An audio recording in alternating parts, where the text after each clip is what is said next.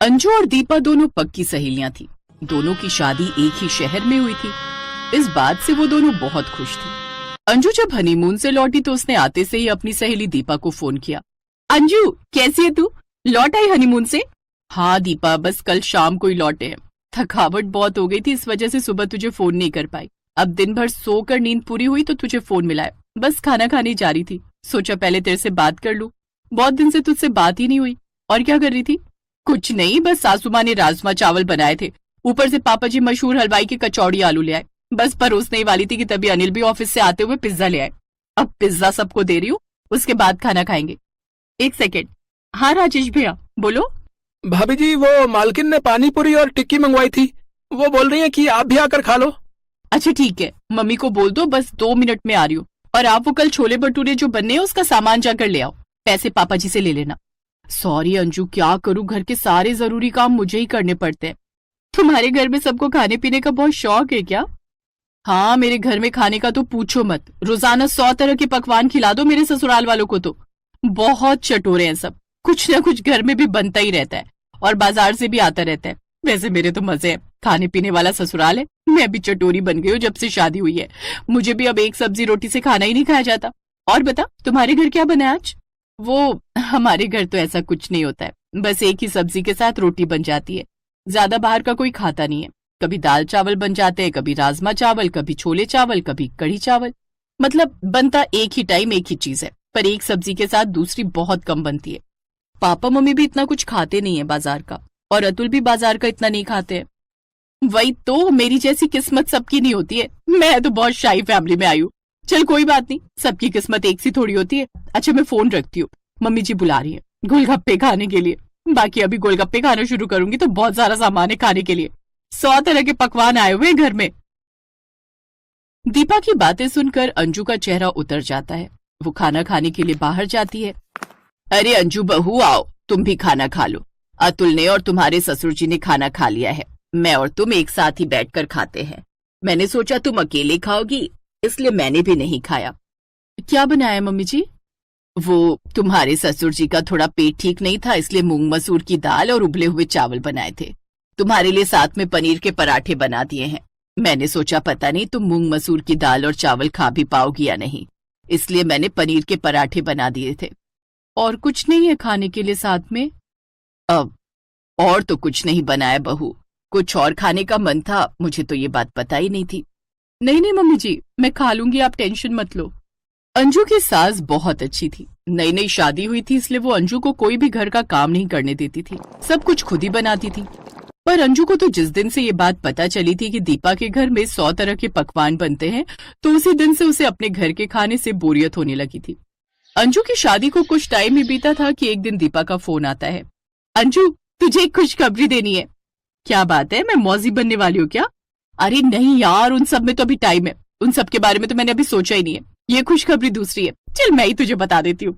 वो तुम्हारे घर के पास जो नए फ्लैट बने, उनमें से 2 फ्लैट हमने खरीद लिए। अब मैं तेरे घर के पास शिफ्ट हो रही हूँ। अब हम दोनों सहेलियां बिल्कुल बराबर में रहेंगी, पड़ोसी बनकर। क्या सच? तू मेरे घर के बिल्कुल पड़ोस में रहने आ रही है? ये तो बहुत खुशी की बात है। कब शिफ्ट कर रहे हो फिर? अगले हफ्ते ही शिफ्ट हो रहे हैं, बहुत सारा काम है, चल मिलते हैं फिर। अब दीपा अंजू के बिल्कुल बराबर में रहने आ गई थी। इस वजह से दोनों सहेलियों का एक दूसरे के घर आना जाना शुरू हो गया। दीपा ने अंजू की सास को भी अपने घर बुलाया। अंजू अपनी सास के साथ दीपा के घर पहुंचती है। दीपा एक के बाद एक करके ढेर सारा खाने पीने का सामान उनके आगे रखवाती है। लीजिए ना बहन जी, आप तो कुछ खा ही नहीं रहे हो। अंजू, अपनी सास को दो ना कुछ खाने के लिए, तुम्हारा अपना ही घर है। बस और नहीं, पहले ही एक समोसा खा लिया है, बस मैं इतना खाती नहीं हूँ, ये तो आज खा लिया, वरना हमारे घर तो तला हुआ बिल्कुल भी नहीं आता है।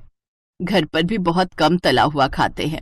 हमारे घर तो खाने पीने का सबको बहुत शौक है, रोज कुछ ना कुछ घर पर भी बनता रहता है और बाजार से भी आता रहता है। दीपा के ससुर जी को भी बहुत शौक है, जब भी दुकान से घर आते कुछ न कुछ लाते ही रहते। ऐसी मेरे बेटे अनिल की आदत है, वो भी मीठा बहुत पसंद करता है। जलेबी, रबड़ी, रसगुल्ले, जितनी मर्जी उसे मीठा खिला लो, बहुत शौक से खाता है। ऐसे ही हमारी आदत बन गई है। सच में यहाँ आकर तो मैं भी बिल्कुल इनके जैसी बन गई हूँ। मुझे खुद तरह तरह का खाना खाने का शौक है।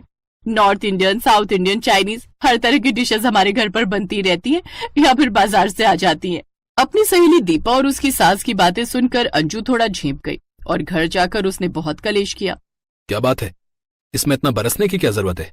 तुम्हारा मन होता है तो तुम मंगा लिया करो, बना लिया करो। तुम्हारे हाथ किसी ने बांधे थोड़ी हैं। तुम 100 क्या 1000 तरह के पकवान बनाओ और खाओ।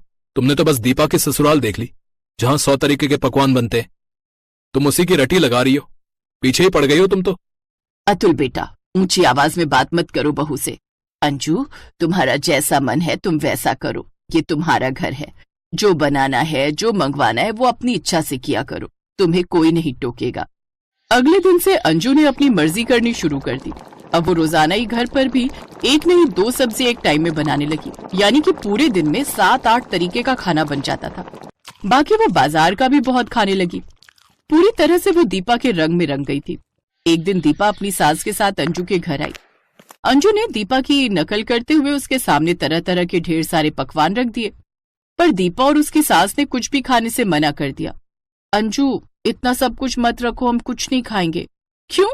मैं और मम्मी जी जब तुम्हारे घर जाते तो तुम कितने ढेरों सामान रख देती हो हमारे आगे और जबरदस्ती खिलाती हो। खाइए ना बहन जी, क्या हुआ? वो आंटी जी हमारे घर में सब बाहर के और घर के तले हुए और मिर्च मसाले वाले खाने का परहेज कर रहे हैं और डॉक्टर ने हमें बाहर का खाना बिल्कुल मना किया हुआ है।